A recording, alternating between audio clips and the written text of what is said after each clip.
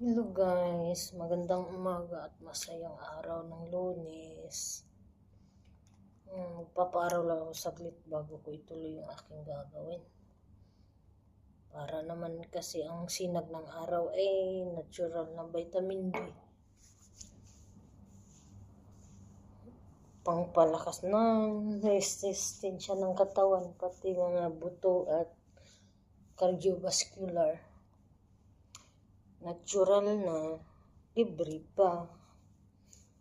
Hindi katulad sa mga synthetic na vitamin na gagastos ka na, may side effect pa sa katawan.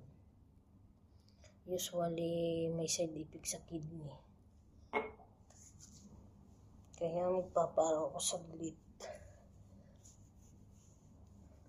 Buti na lang yung araw ay pumapasok dito. Mainit kasi kung lalabas ako, kaya dito ako sa gilid ng sala. Sa loob, pero may araw na pumapasok.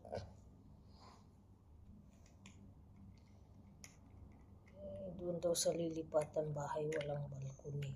Sana makalabas sa labas na maaarawan kahit ilang minuto lang. 15 minutes pagka ganito ka init, pwede na. Basta araw-araw, para nga hindi tayo laging kapitan ng sakit.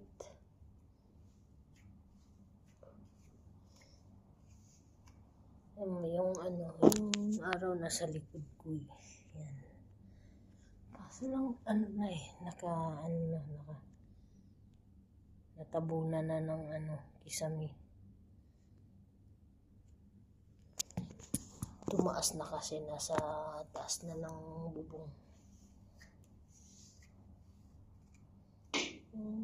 Ilang minute lang kailangan ko para maarawan dito. Buti may araw pumapasok sa gilid. Habang nagsusuklay,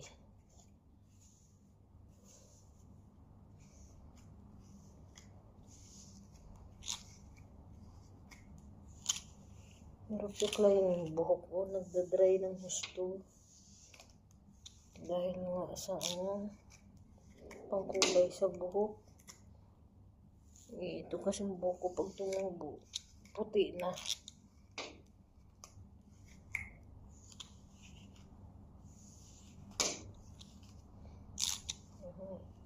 Ayaw ko nga laging nagpapakulay kasi lalong nasisira yung buhok.